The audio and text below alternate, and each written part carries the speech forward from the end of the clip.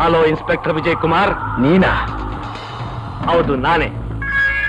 ಈ ಊರಲ್ಲಿ ದೊಡ್ಡ ಮನುಷ್ಯನಾಗಿದ್ದುಕೊಂಡು ಇಂಥ ಹೊಲಸು ಕೆಲಸಗಳನ್ನೆಲ್ಲ ಮಾಡ್ತಿದೆಯಲ್ಲ, ನಿನ್ ಜನ್ಮಕ್ಕೆ ನಾಚಿಕೆ ಆಗೋದಿಲ್ಲ?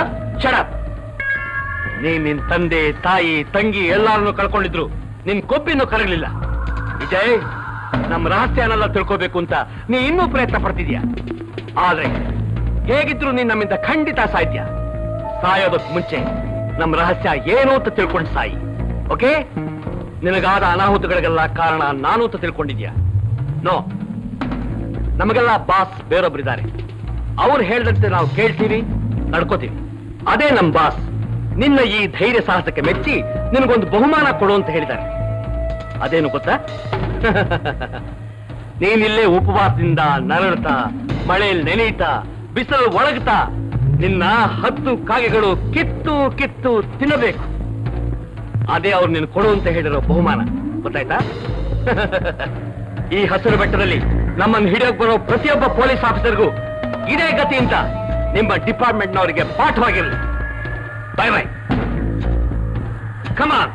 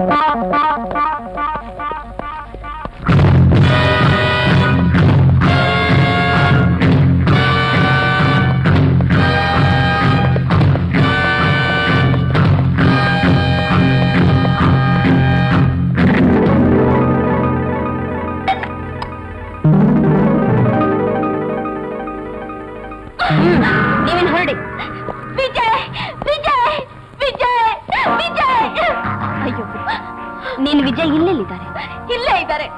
ಈಗ ತಾನೇ ನೋವಿನಿಂದ ಹಡಿ ಶಬ್ದ ಕೇಳಿಸ್ತು. ನನ್ ವಿಜಯಲ್ಲಿ ನಿನ್ ವಿಜಯ್ ಈಗ ಅಪಾಯದಲ್ಲಿದ್ದಾರೆ. ಮೋಸದಿಂದ ಕೊಲೆಗಾರನ್ ಪಟ್ಟ ಹೊತ್ತು ಪೊಲೀಸ್ನವರಿಂದ ತಪ್ಪಿಸ್ಕೊಳ್ತಾ ನಮ್ಮ ಗುಂಪಿನವರಿಂದ ದೂರ ಓಡ್ತಾ ಕಾಡು ಮೇಡು ಅಲಿತಿದ್ದಾರೆ. ಸುಳ್ಳು, ನಾನಿದನ್ನ ನಂಬಲ್ಲ. ವಿಜಯ್ ನಮ್ ತಂಗಿಗೆ ನಾನ್ ಸುಳ್ಳು ಹೇಳ್ತೀನ? ಏನು, ನಾನು ನಿನ್ ತಂಗಿನ? ಹೌದು, ನಾವಿಬ್ರು ಅವಳು ಚುಳ್ಳಿ. ಜೈಲಿನಿಂದ ತಪ್ಪಿಸ್ಕೊಂಡು ಪಾಪಿ ಒಬ್ಬ ತನಗೆ ಶಿಕ್ಷೆ ಕೊಟ್ಟ ಜಡ್ಜ್ ವಾಸುದೇವರಾಯರ ಮನೆಗೆ ನುಗ್ಗಿ ಅವ್ರನ್ನ ಕೊಂದ.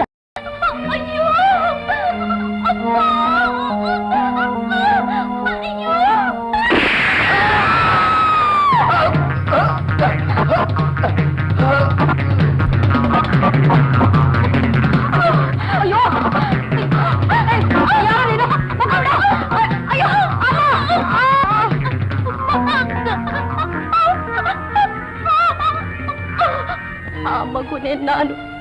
5 ನಿಮಿಷಗಳ ನಂತರ ಹುಟ್ಟಿದವಳೆ ನೀನು. ಈ ಕಥೆನ ನಿಂಗೆ ಯಾರು ಹೇಳಿದ್ರು? ಅಮ್ಮನಿಗೆ ಹೆರಿಗೆ ಮಾಡಿ ಸೂಲ್ಗಿತ್ತಿ ಹೇಳಿದ್ರು.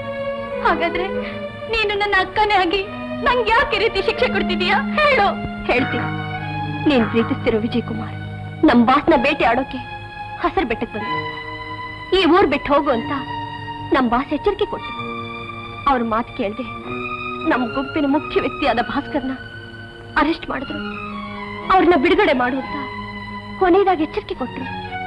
ಆದ್ರೂ ವಿಜಯ್ ಕೇಳಲಿಲ್ಲ. ಸಿಟಿಗೆ ಹೋಗಿದ್ ನಮ್ ಬಾಸ್ ನನ್ನ ಹಾಗೆ ಇದ್ದ ನಿನ್ನ ನೋಡಿ ನಿನ್ನ ಕಿಡ್ನಾಪ್ ಮಾಡಿದ್ರು. ನಿನ್ನ ಹಾಗೆ ಇದ್ದ ನನ್ನ ವಿಜಯ್ ಹತ್ರ ಕಳಿಸಿದ್ರು.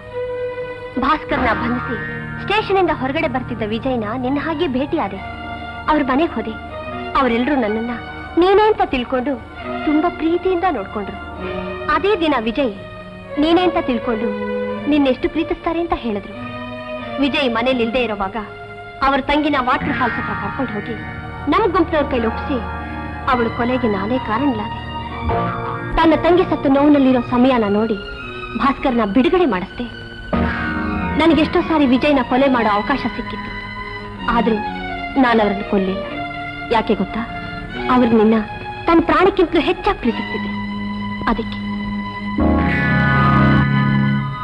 ನೀವಿಷ್ಟೊಂದು ಪ್ರೀತಿಸ್ತಿರೋ ನಿಮ್ ಸರೋಜಾ ಒಂದ್ ವೇಳೆ ನಾನಲ್ದೇ ಇದ್ರೆ? ಸರೋಜಾ, ಏನ್ ಹೇಳ್ತಿದ್ಯಾ ಸರೋಜಾ? ತಮಾಷೆಗೂ ಹೇಳ್ಬೇಡ. ನನ್ ಸರೋಜಾ ಇಲ್ದೆ ನಾನಿಲ್ಲ. For more updates, like, comment, subscribe to our channel.